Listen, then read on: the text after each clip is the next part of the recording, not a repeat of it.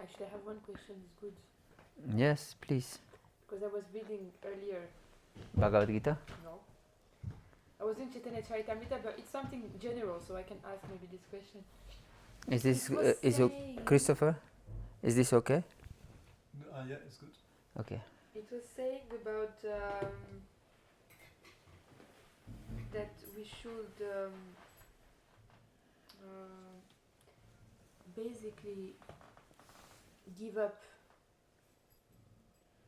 I don't know exactly what was the sentence, but the topic was that we should engage in Krishna consciousness and basically like not neglect, but futilities of the body. We should not really like take care of it. The needs for the body Yeah, the body. yeah. We should take care of the needs of the body, but not too much or too little. Yes. This is Krishna's teaching in 6th chapter of Bhagavad Gita. You can look up in 6th chapter because we have Bhagavad Gitas here. But why he was saying that in the We were discussing the atyahara, too much eating, Yes. overeating, Yeah, I remember this. and jihva vegam is also overeating. These are bodily demands, but we shouldn't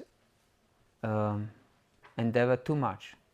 We should endeavor as much as needed, because we should keep this consciousness that we are the servant. This is most important. So what about like people who like to make themselves very nice, like especially women, they like to put a lot of jewels or makeup. What would you say about that? This is material conditioning. And it's natural for the conditioned soul, very natural, but we should know that it's conditional nature. Because why would a woman like to appear very nice? Of course she likes to appear very nice herself, but why she likes this? If she's completely alone at home, she won't put so much jewelry on and so on, because there is no one to see. Therefore, this jewelry and to be very attractive is to attract others. And this attractive feature is Krishna's feature, because he is all attractive. And therefore, this is desire to play a Krishna's role. Understand? And it's natural for conditioned soul to play Krishna's role, but because of this playing of Krishna's role, we just suffer. We suffer all the time. Of course, for the time being, we think, yes, we are in control. Especially you mentioned women. They have very strong energy. This feminine energy is extremely strong, much more powerful than man's energy. And they enjoy playing with it and to control man with their energy. And they do control men with their energy. But because this is conditional nature, when they lose this power, and sooner or later they lose it, they suffer more. Because more we become attached to something that makes us happy or attractive or anything, we suffer more when we lose it. Yes. But of course, conditioned souls cannot think in terms of eternity. Things just for a few years maybe. And this period of 20 years is too much for ordinary conditioned soul to think about. Of course, we think, for example, when we go and study, but this is not so far away.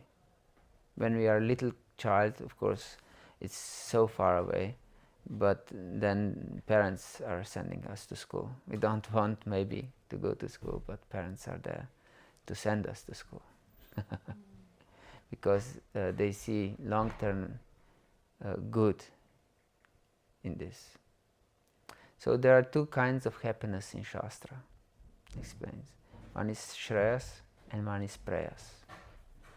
Preyas means that which is which gives immediate satisfaction, immediate pleasure. This is Preyas. And Shreyas is what is ultimately beneficial. And what is ultimately beneficial is, of course, we should put a lot of discipline, a lot of effort,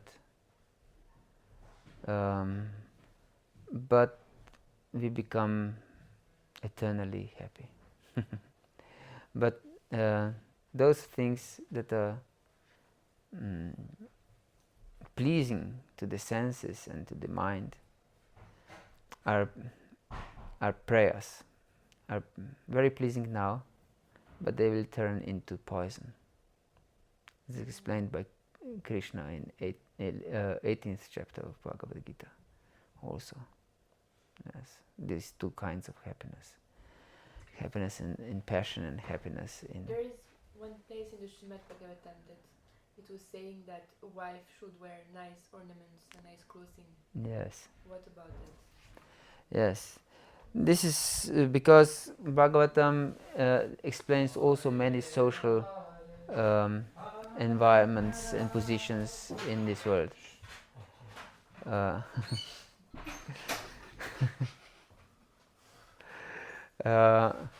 So this is usual situation that wife, this is inclination of a woman, as we explained, and she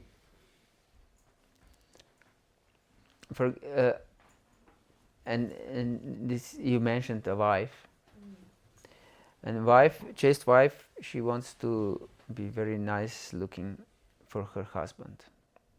For example, if we take, for example, Srimati Radharani, she wants to be extremely nice and decorated for Krishna.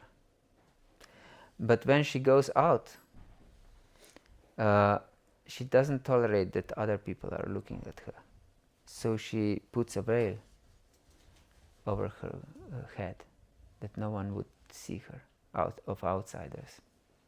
Because this is just for Krishna's pleasure, not for others' pleasure.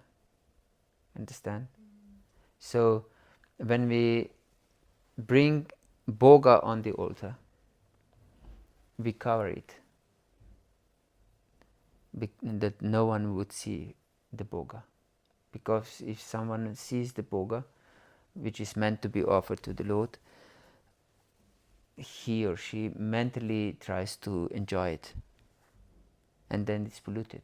It's not fit to be offered to the Lord. Understand? So the same is with the beauty.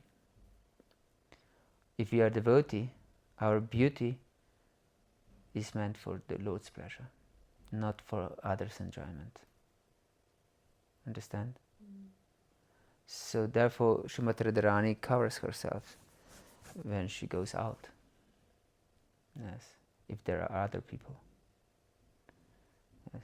If there are just her girlfriends, then she's very natural and spontaneous and she doesn't care about this. But when there are other people, she covers herself. Yes. It's explained in different shastras like this. Yes, so there are many instances in Srimad Bhagavatam that described ordinary life. But then the conclusion of these different leelas and stories is always pure devotional service. In second canto, you have descriptions. If you want to conquer enemies, you should worship demons. If you want to have good sex, you should worship Indra. If you want this or that, you should worship different demigods.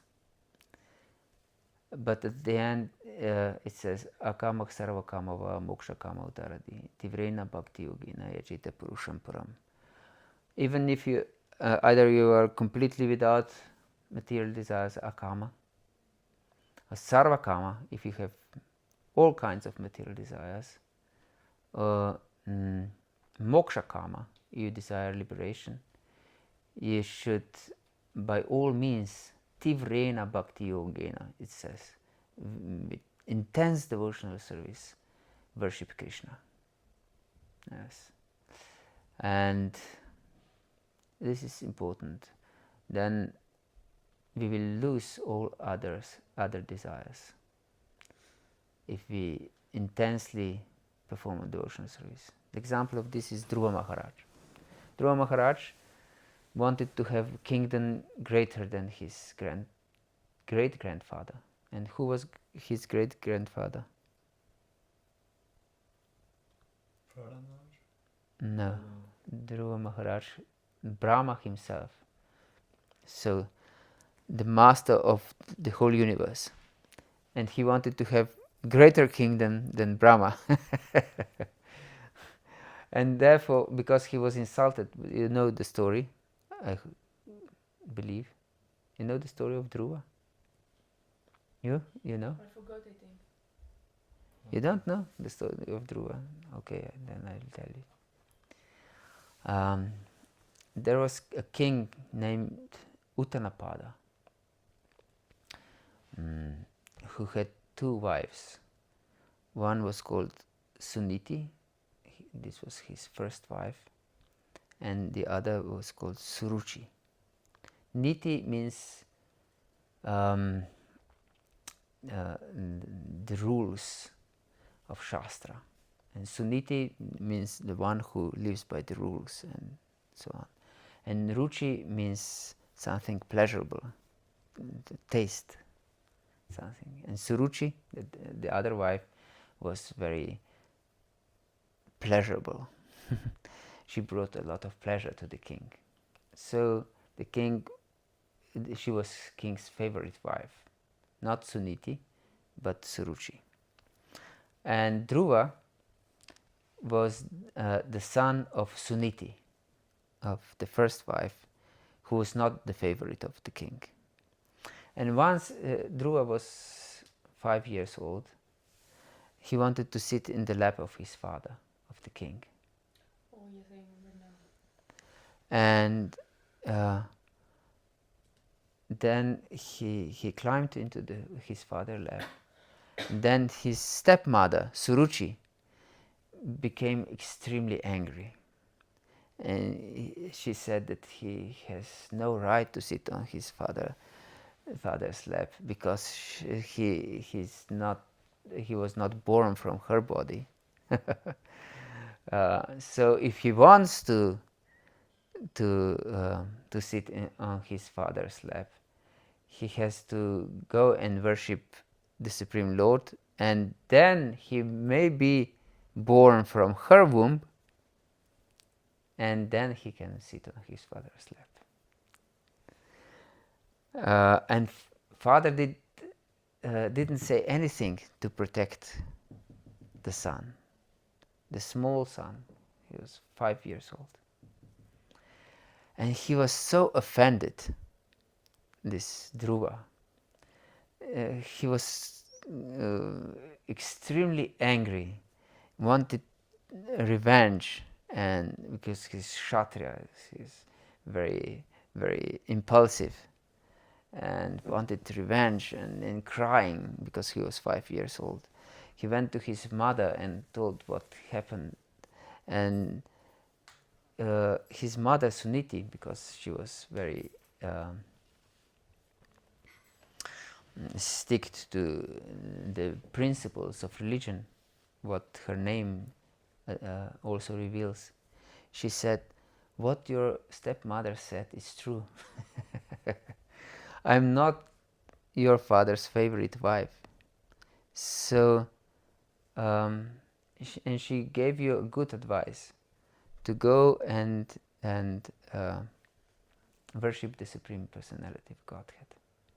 Only He can help you in your to fulfill your desire,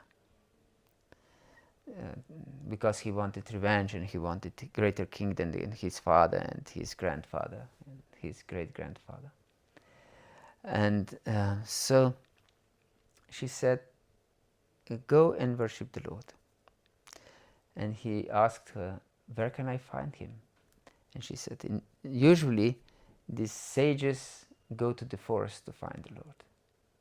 She didn't know much, but she told him what she knew.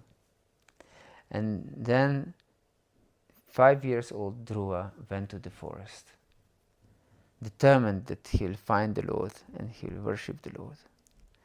Extremely determined.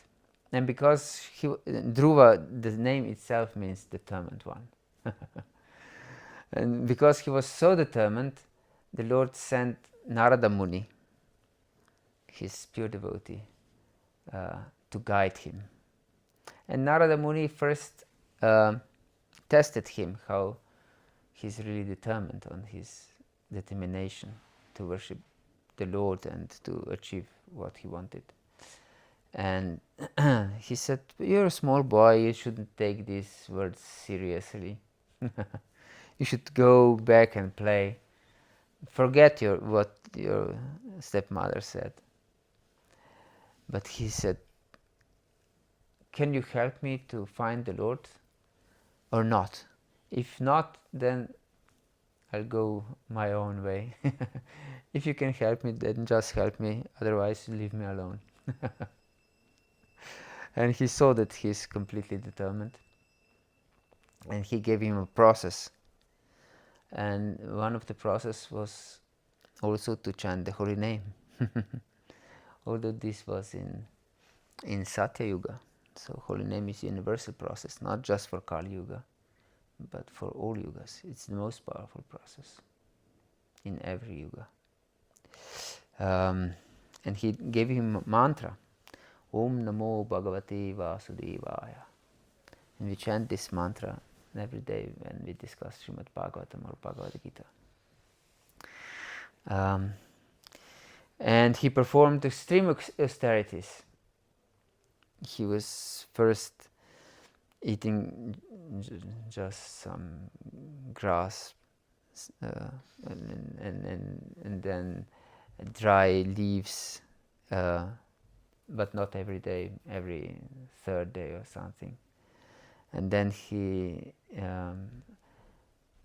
every fifth day, or I don't know exactly how often, but something like this, he drank little water.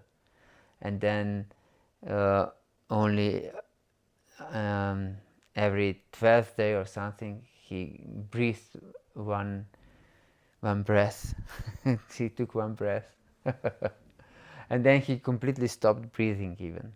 And because of his austerities, he had the power to stop air movement in the universe, because he stopped breathing. And this caused extreme disturbance and suffering all over the universe. So the demigods approached the Lord for help because this little boy stopped the functioning of the universe. and Lord appeared to him. So this is the example of Tivra Bhakti.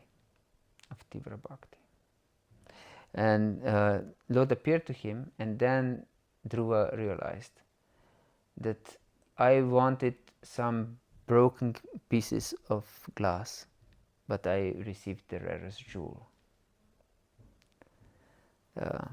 And this is the point. If we perform Tivra Bhakti, and Srimad Bhagavatam is always directing us to Tivra Bhakti, to intense devotional service, then we will achieve the rarest jewel, even if we have material desires. But we should have Tivra Bhakti. This is important. But if we know that the material desires are not good for our spiritual life, then we will achieve success much faster and easier. Yes. So, therefore, this trying to be attractive is natural for the conditioned soul, either men or women. Especially women want to be decorated and very nice and so on. But men would like to be attractive on another way, either by intelligence or power or whatever, by things, material things, by wealth. Yes. So these are these opulences that Lord possesses in fullness: wealth, power, beauty, renunciation. So if one is renounced, it's also attractive. Usually, many times, brahmacharis in orange are more attractive to girls than devotees in white. Aren't they? Maybe because of the color or something. Maybe because of their renunciation. And the girls like to try their power if I can disturb him. They test their power and they enjoy if they can disturb such the one who is determined to be renounced. Yes, this is the functioning of material world. Yeah. This is how Maya works. Always put some test on our way.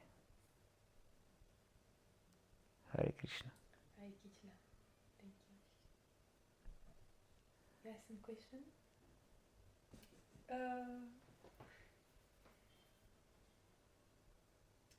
How can I avoid the fact that I get attached to material things? Because it's normal, you said it already, but it is very difficult to not get attached, and the fact that we want to, for example, women be beautiful and so on. So we know that we don't have to do that, but how can we prepare ourselves to get used to the fact that we can't, and we don't have to do this? We can achieve this by proper understanding and devotional life. If we are really dedicated to devotional life, but we cannot become fully dedicated to devotional life if we don't have faith, proper faith. If we have faith, strong faith, then we'll do it, no matter what. We'll be very enthusiastic. Enthusiasm is based on faith and patience also. So, as explained by Prabhupada, therefore hearing is so important, that we hear regularly from enlightened souls. Otherwise we will be definitely attached to material things. We cannot go beyond these attachments on our own, with our own power. No way. Maya is too strong. Maya is the almighty power of the Supreme Personality of Godhead. You know? So we have no power to go beyond Maya on our own. So we should know this. We should know that only happiness is in Krishna. if we think that we'll become happy in this material world with material things, we'll be just disappointed and will suffer. Krishna explains in 5th chapter of Bhagavad-gita, Yehi sansparshaja bhoga dukkha yona evati adyantavantah kontana teshu ramati buddha. Those who are intelligent, they don't try to enjoy with these material senses, because they says that dukkha yonaya, these enjoyments, they give birth to dukkha, to suffering. Why? Because every enjoyment in this world has its adi, its beginning, and anta, its end. And no one who is sane wants that those things that make him happy, that will end. It's simple. We want to be happy. You ask about these attachments. That's natural. Yes. Why? Because you want to be happy. You want to enjoy. This is natural for every living entity. It's pleasure seeking. We all want to be happy. We all want to enjoy. All the time, not just for a few moments, but we want to experience pleasure all the time. But as explained, because these enjoyments end, and more that something brings us enjoyment, more we are attached. Do you like sweet things? Yes. Yeah. I also like sweet things, therefore I asked. But so if you eat too much, you'll become fat, for example, and this will bring you misery. So or you get this how it's called, diabetes or something, if we eat too much sugar, if we eat too much sweets. So our happiness will end and we'll just suffer. But we don't take this in consideration as long as we are conditioned. And this is craziness. This is the sign that we are crazy. Yes. Yeah, it's true. But devotee is one who is in the process of curing of this mental disease. Every living entity is crazy in this material world. He or she identifies with something that they're not. This is one who identifies, I don't know, in Slovenia and maybe in France also, because this usual idea of some mad person is that he identifies with Napoleon.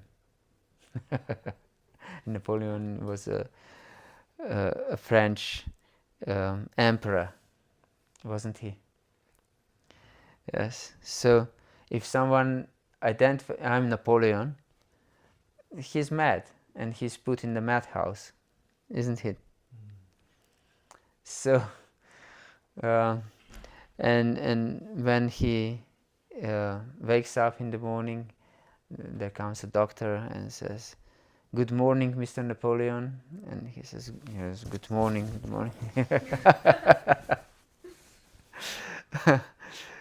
And so in this world also people are coming to us and say, "Good morning, Bhagavata-dharma," and good morning. If we identify with this body and this environment we are living in, that it's a sign that we are mad, because we have nothing to do with this. So first we should know the philosophy, tattva, very well.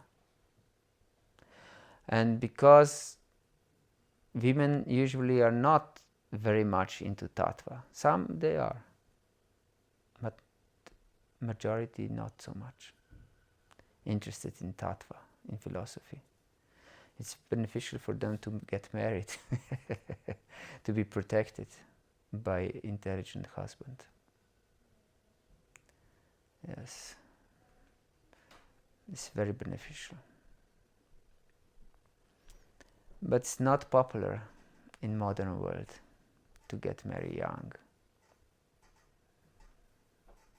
No.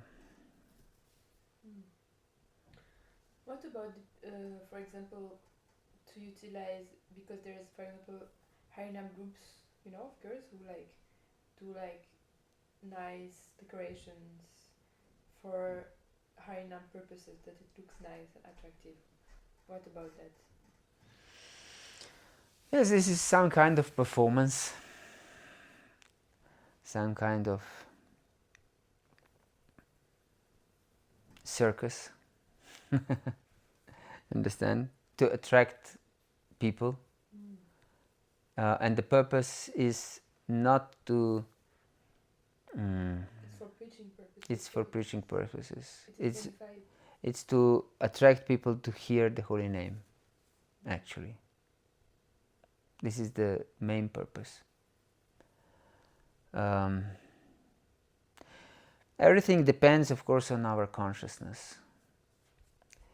If we decorate ourselves just for Krishna's pleasure, as pujaris they do, also in India, the pujaris put different jewelry on them when they go on the altar to look nice for Krishna.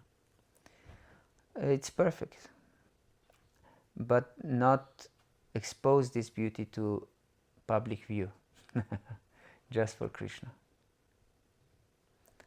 Yes, like we said, this bhoga offering is not for public view.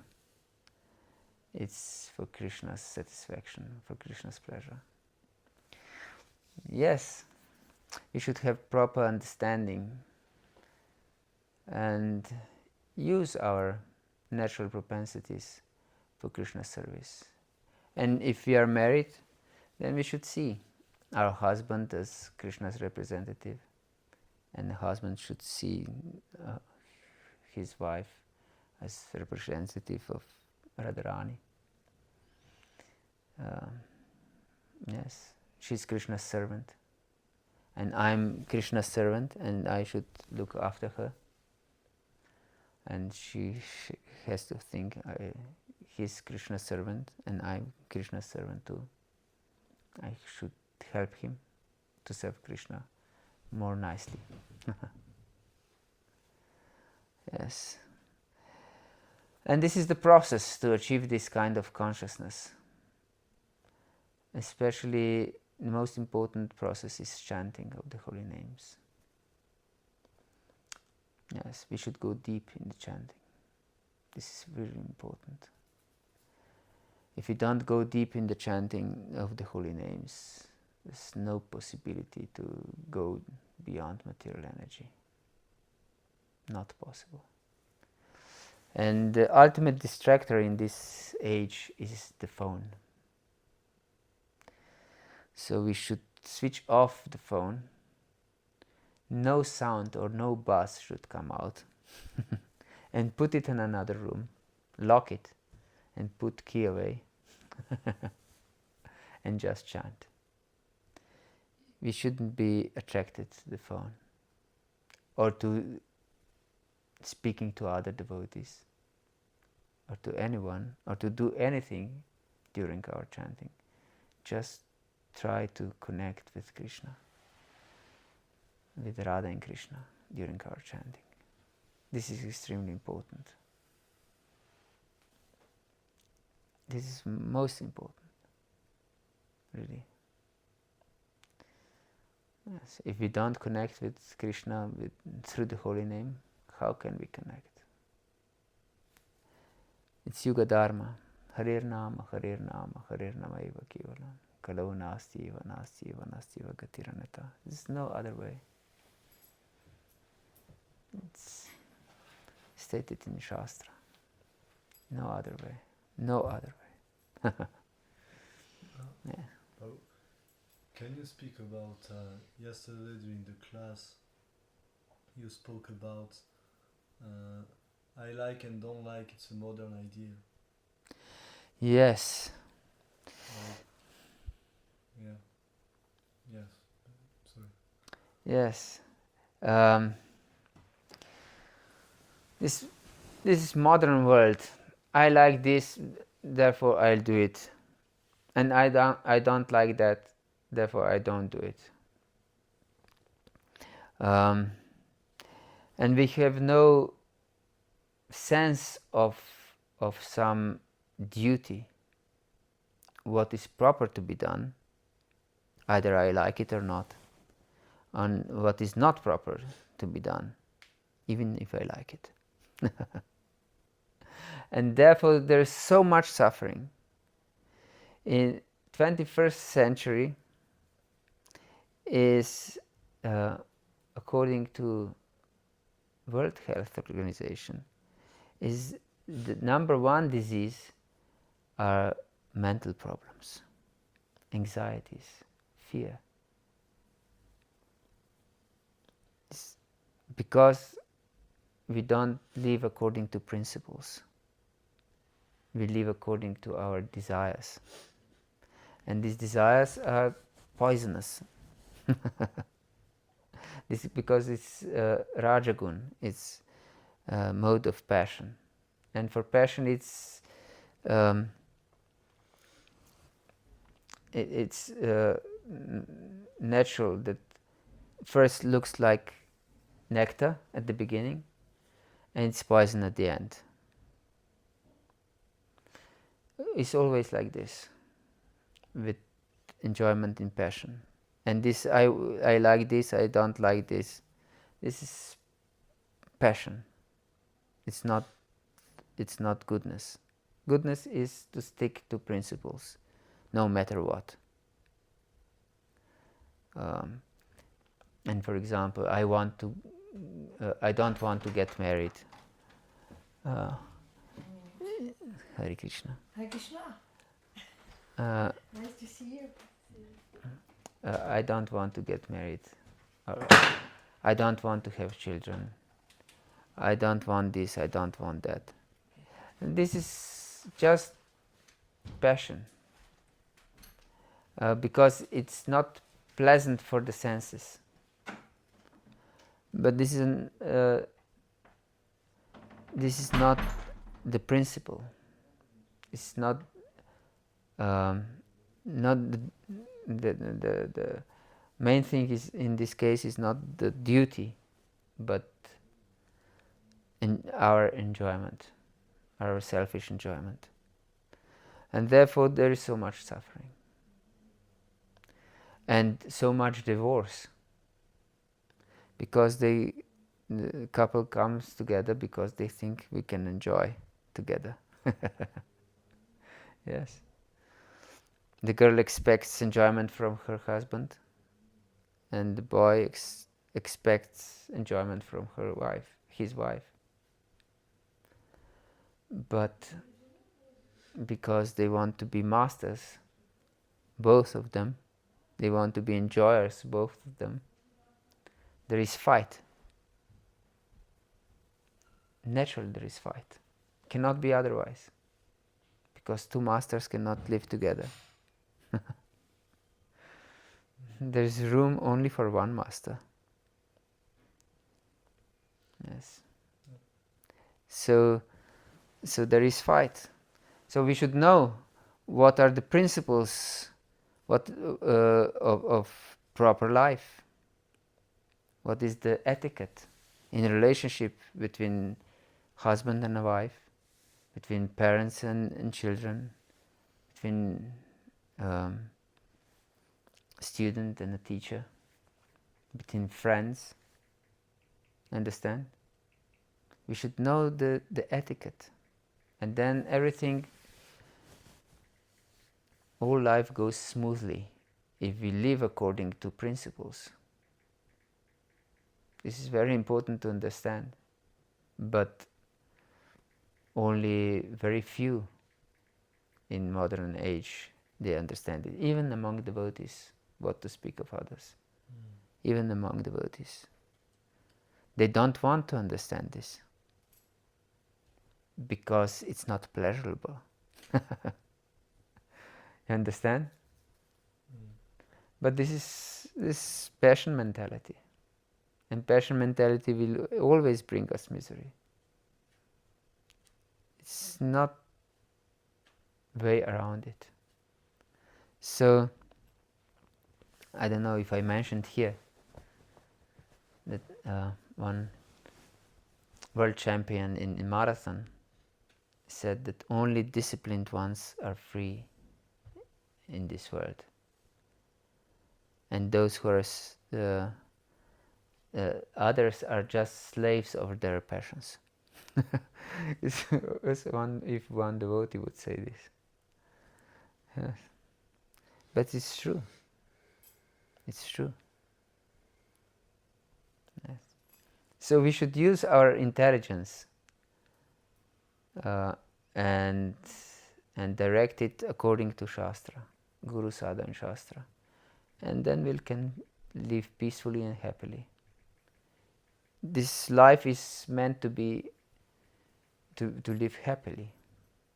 We shouldn't be miserable. We should be happy. But we can be happy only in Krishna consciousness. There is no other way to become happy. Therefore Prabhupada says, chant and be happy.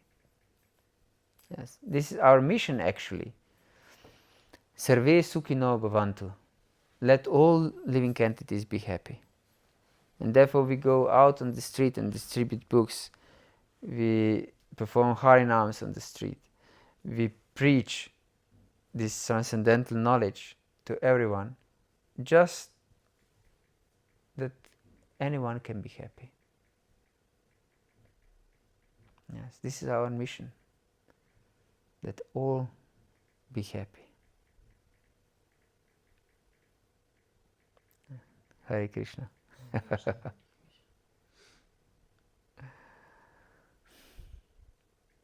Do you have any more questions?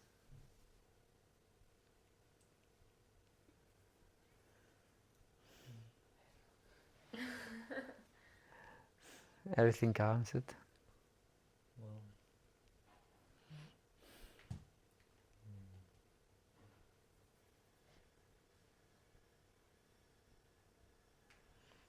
You can choose the chapter of Bhagavad Gita and we can discuss also from something from Bhagavad Gita.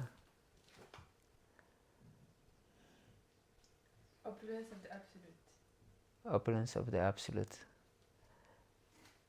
This is which chapter? This is chapter 13. 13. Oh no, 10. 10. Yes, 10. What is it? Yeah, 10. 10, yes. And yes, this is a very important chapter. We have Chatur Shloka here. Chatur Shloka means four basic verses of Bhagavad Gita. In I think it's 10:8 begins. Aham sarvasya prabhavo matak sarvam pravartate iti matva bhajanti mam buddha bhava samamita. This explains what we also discussed. Aham sarvasya prabhavo. I'm the source of everything. Everything emanates from me. All material, all spiritual worlds are coming from me. And those who know this, they worship me with all their hearts, with all their love. So we should know the Lord. This is our mission, that we should know the Lord very much. And then he explains further on. We will not go through all these Chatur Shloki, but then he explains his opulences, how Krishna is everything actually. His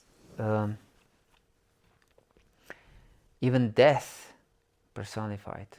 Mrityuh sarvaharashchakam udbhavashchat bhavishatam. Yes. and the birth of everything that will come, and his Om and his his Ashwata tree, that means the banyan tree, and his among the demons he's Prahlad, and from the birds he's Garuda, and so many different things. And he says that he's also Kandarpa, the god of love, all attractive. That means this sexual attraction is also coming from Krishna. And at the end he says, Yat yat vibhuti mat sattvam shrimat urjitam evava tat tata baba gachatvam mama tejomsha sambhavam. That whatever is attractive, whatever is pleasurable, whatever is beautiful in this world is coming just from the spark of his splendor. That means that he is unlimitedly attractive. Even for most ardent atheists, they are attracted only to Krishna and to nothing more, and to no one else than Krishna. Because whatever attractive feature there is, if we are attracted to the opposite sex, we are attracted to some beauty in the nature, or we are attracted by money, or whatever. This attractiveness comes just from Krishna. And therefore Krishna is the attractive power in these things. So we should know this. Therefore Krishna explains this in 10th chapter of Bhagavad-Gita, how attractive he is in all these different features that we can perceive him in this world. So we should become attached to Krishna by all our means. Then we'll achieve perfection. Otherwise, we'll suffer. Yes. Because Krishna says in 9th chapter of Bhagavad-Gita, just before this, that Ye pyanya devata bhakta yajante dayamvitaha tepi mameva kante yajante viti purvakam. That those who strive for these different attractions in this world, they also worship Krishna, but they don't know that they worship Krishna. They worship him in the wrong way, and therefore they suffer, because they don't meditate on Krishna. They meditate on something else, and they achieve what they meditate on. So this is important. What we meditate upon will achieve that state of consciousness even after death. So death will not bring us some miracle that I have material desires and poof, at the time of death I'll be a pure devotee. I have a love for Krishna. No way. I have the same consciousness. The death has no power to change our consciousness. Yes. It's never described nowhere that death has a power to change our consciousness. Yes. So we should know that everything what is attractive comes from Krishna, that this is Krishna. As we can see things that are attractive to us, we should know. They should remind us of Krishna. Yes. And then we'll achieve perfection, because we'll see Krishna everywhere and we'll connect with him everywhere. Hare Krishna. Yes. Do you have any question? We have a question and answer session. Yes. We're gonna go to Gora Arti. Yes. We can go, but if you have any question, you can ask. Is the question answered? Did you guys already? Sorry, I came from yoga, so I'm very late. Oh, Oh, great. I think I'm curious how science blends into like your guys' practices, and if like it's grounded in any of that versus like what you guys hold as truth. Yes, this is a very important question. Because have you read any of Prabhupada's books? I've read some. I skimmed some of them, but it seems like a lot to do with just like the mind and like being separate from like From matter. and, yeah, right? Yes, because Prabhupada explains that this is the science, spiritual science. So the difference between material science and spiritual science is that spiritual science comes in the cyclic succession from the absolute reality. But material science is the opposite direction, is blindly searching in this world for the pieces of truth, and then bringing this puzzle together. But spiritual science is to receive absolute knowledge from the absolute source and apply it in our life. So these are two different approaches. Yeah. It depends, and both processes, they depend on our faith, actually. So, but depends on which source you put most faith in. You understand what I mean? For example, you went to school, I believe. So you didn't make scientific research for every fact you were taught in school. No one did, not just you. You're not no exception. But that means that whatever you accepted in school, or not just from school, from any source, your acceptance based just on belief, on faith, isn't it? Yeah. So spiritual science also is based on faith, but on this absolute source, on scriptures, the holy scriptures.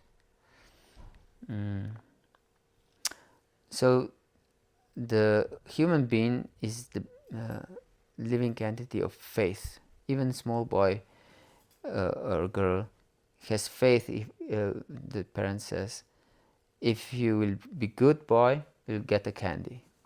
And boy strives very hard to be good, to get a candy. He has faith. And for example, if we want to go to Paris by train, and we see that there is a sign on the train, it goes to Paris, we have faith that it really goes to Paris. And if instead goes to Madrid, we'll be extremely disturbed. Our faith will be disturbed, we'll complain. Yes. Yes. So all our life is based on faith. Interesting. Yes. I have more questions, but I don't want to hold you guys back if you guys want to go to No, it's okay. You can. So my point is, but it's not just based on faith. Also, material science is not just based on faith. We have some basic knowledge which we received by faith, but then we have to research and prove our knowledge, isn't it? This is material science. And the spiritual science is the same. We receive this information, this knowledge from spiritual source, from absolute source. But as explained, atato brahma jigyasa. Now is the time for inquiring about the absolute truth. And in Srimad Bhagavatam it is explained that jivasya tattva jigyasa, that we live just to inquire about absolute truth. So the Vedas don't support spiritual laziness that I just accept. I should apply the process scientifically as it is explained, and should do the experiment myself and inquire about absolute truth and how to apply this knowledge in my life. And then I should evaluate if it works or if it doesn't work. That makes sense. Yes. Yeah. So this is a spiritual science. Interesting. I've never heard the term spiritual science, but that's like a cool world to like kind of like understand now. Like they're separated. It's not that they're like competing. They're No. just different. Yes. Yeah. My other question, I don't really know how to ask this, so like bear with me what I'm trying to ask, but this idea of like serving others, correct? I come from America, so like so much of it is like independent mindset, do what's best for you, things like that. Yes. I'm curious how the theme of like being selfish in like good ways comes up in your guys' practice. And I mean that in like an interesting way. Like you're like day to day and you're like, I want to go to bed right now. I don't actually want to be doing my chants that I know I should be doing because my body and soul is tired right now. How does that interplay with like your guys' practices? Does that question make sense? Yes. I'm just like curious because like selfishness, not in like a, oh, I don't like others, but like what your body and your soul needs. Yes. This is important questions, especially for modern days. We discussed a little bit of this already. Oh, sorry. No, it's important. It's really important. We should understand that only happiness can come from love. There is no other happiness than love. Because things cannot make us happy. Because we are not the body. We are not the mind. This is obvious, because if you take a mirror in one hand and the picture you were born in another, you see that you completely changed. But not just on the bodily level you changed. Also your desires changed. Your worldly outlook changed. Your ideas changed. So on the gross level and subtle level, you're a completely different personality. But still you're the same person. So we are not the body and the mind. Even scientists say that every 7 years we completely change all our cells of the body. So many times we have completely changed our body already. So nothing can satisfy, nothing materially can satisfy us, because we are not matter. So we cannot feed the body with something that is completely from other matter. For example, the body is organic and it needs organic food. And the mind is subtle, so needs subtle food, like music and art and so on. And so is spiritual, so it needs spiritual food. And spiritual food is love. Understand? And we have this experience also in this world.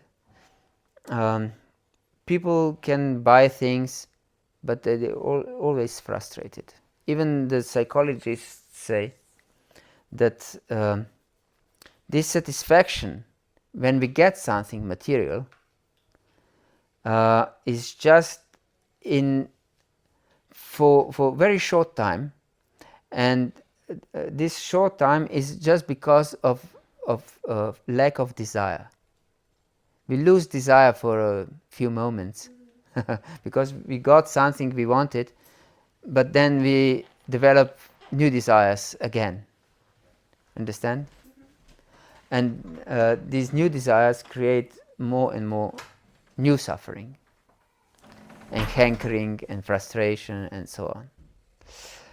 But even in this world we can see that what really makes us happy is if we make happy someone who we really love. This is the only thing that makes us happy. This is service. There is one story from Slovenian literature. There was a little boy, 5 years old or something, who heard the conversation between his father and mother. And his mother said that she would really like to go next day to ornament Mary's altar in the church. But she would like to bring there small little white flowers called little tears. But they don't grow anywhere now, only in some dark, deep valley called hell. Small place. Yes, it was a small place, deep, dark valley.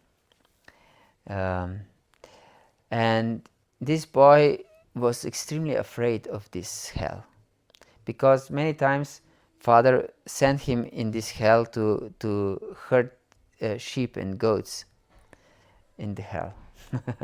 Because the grass in the summertime was more green there, because the sun was not parching the grass, and there was some brooklet on the bottom of this valley. Yeah. And the grass was more succulent on the slopes of this valley. But he was extremely afraid of it, and many times he escaped from this hell, and father was extremely angry. He punished him. But when he heard this conversation, the next day, early in the morning, before sunrise, he ran into this deep dark valley called hell, and it was still dark, and this brooklet was even louder than usual and echoed from the walls of this hell, and it was really frightening, extremely frightening for him. And he expected that any moment some devil will come and grab him and take him away. And he ran to these little white flowers called little tears, and picked them up, a big bunch of them, and ran out as fast as he could. And when he was returning home, he saw his mother. She just Hare Krishna. She just stepped on the threshold of the house, and first rays of the rising sun lit her up. And this was the most beautiful scene he saw in his entire life. And he ran to his mother and gave her this bunch of little tears, and she immediately understood that this was great sacrifice from him, because she knew that he's very afraid of this hell. But this accident stayed with him for all his life. This was a biographical story of this author. And he remembered it with utmost gratefulness and pleasure, because only love can bring us happiness in life. But this idea, I like this, I don't like this, this is not serving mentality. This is selfish mentality. So we should know, and this selfish mentality comes from the mode of passion. There are three modes of material world: goodness, passion, and ignorance. And it is described that goodness is discipline, that we stick to principles, that we are not attached to fruits of our work, that we perform our duties with determination and enthusiasm, that we are not selfish, and so on and so forth. For the passion, it's characteristic that we perform with great endeavor for some material achievements, with cravings for material pleasure, for enjoyment, and so on. But because and whatever we do, in fact, either with goodness or passion or in any mode, it's to become happy, because it's a natural state of every living entity to be happy. Jivara Svarupa Hoy Krishna Nitya Das. That means that we are eternal servants of Krishna. But it says in Vedanta Sutra, Ananda Mayobhyasat, that by our nature we are the beings of happiness. So whatever we say, whatever we think, whatever we do, either we know it or not, is searching for pleasure, is searching for happiness. So searching for happiness with passion is explained in Bhagavad-Gita, is like nectar at the beginning and poison at the end. It seems like very good for me, I enjoy it, but later it will turn into poison. Yes. There was some poet in Slovenian. He wrote that I couldn't know how everything that my heart is longing for sweetness is just turns into poison. Yes, it's really. I'm convinced that he read Bhagavad Gita. Yes, he lived in the middle of 19th century. Yes. So we should know that these ideas, this I think, I want to do this, I don't want to do that. Yeah. This is passion mentality. And this is explained in 5th chapter of Bhagavad Gita, as I already quoted before. Yehi sansparshaja bhoga dukkha yona evati adyantamanta kontanate shuramati Buddha. That those who are intelligent, they don't seek pleasures of this world, because they're dukkha yonaya, they give birth to misery. Why?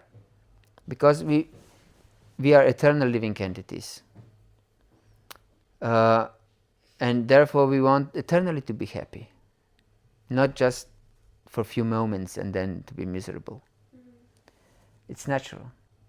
And therefore, but all these pleasures of this world have their beginning and their end. And therefore, and whatever brings us pleasure in this world, we become attached to these things, because they give us happiness. At least we think that they give us happiness.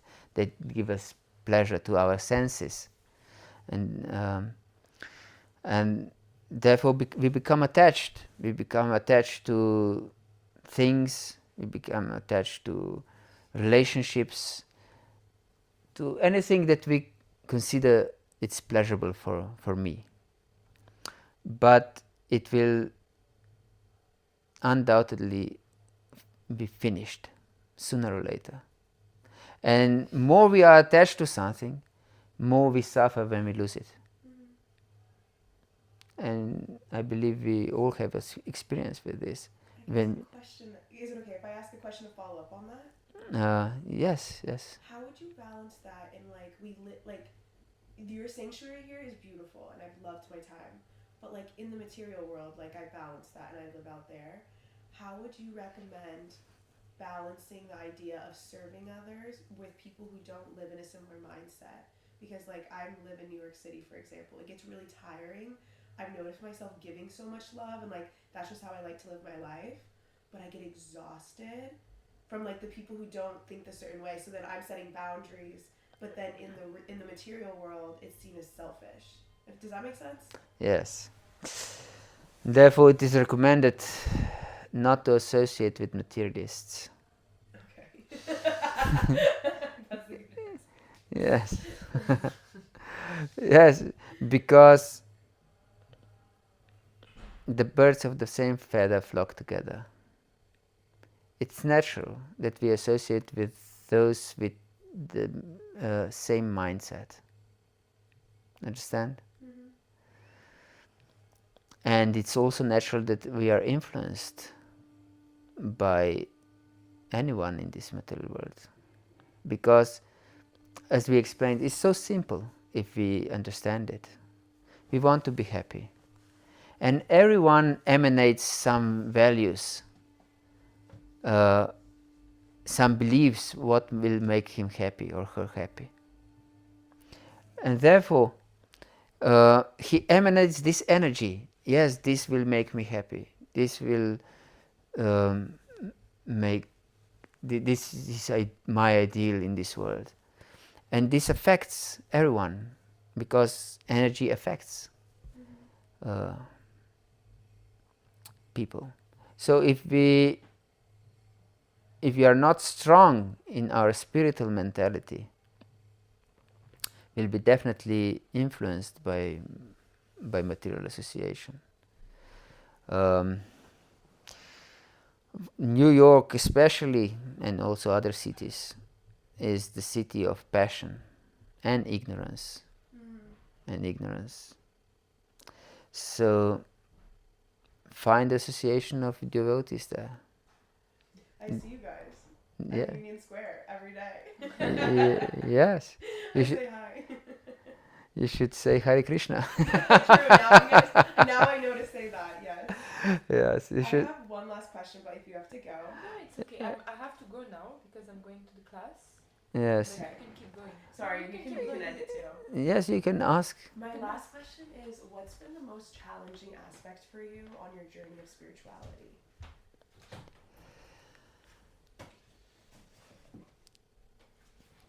To be always completely fixed. I want to hear this answer. These are such good answers. I have to ask this question. Yes, but if you are determined, nothing is impossible. But to be determined, you have to have faith, strong faith, for everything you do in this material world. Even if you want to achieve something material, if you want to become a lawyer, for example, or medical doctor, or anything, or Olympic gold winner, you have to have faith that you can achieve this. If you don't have faith, you won't do anything. And you also have to have faith in the process, that if I apply to this course, I will achieve my goal. So it's the same in bhakti-yoga. We have developed deep faith in the process and apply it.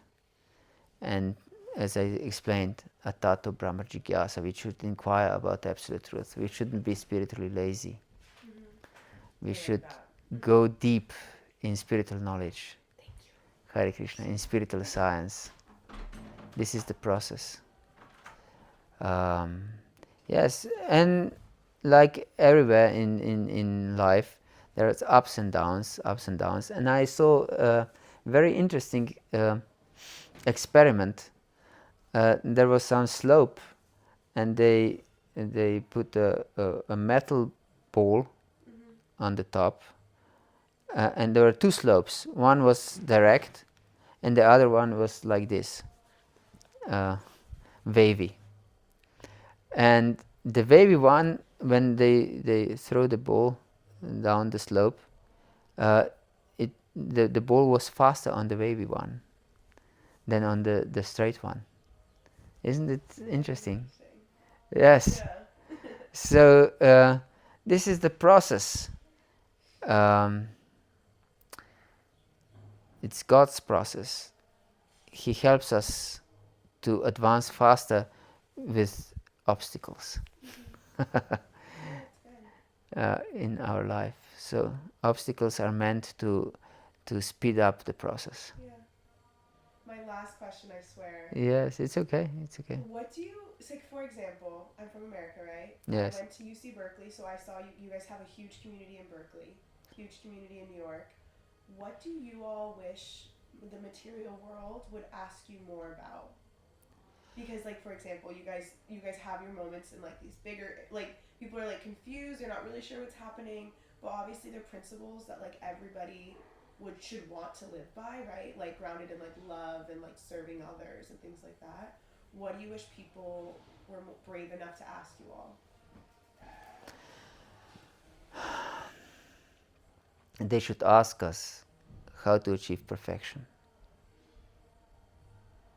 Because this is all we crave for. Yeah.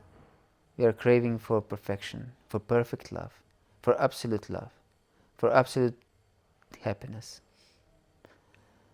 And we have the answers to this because they are simple and not some complicated, esoteric.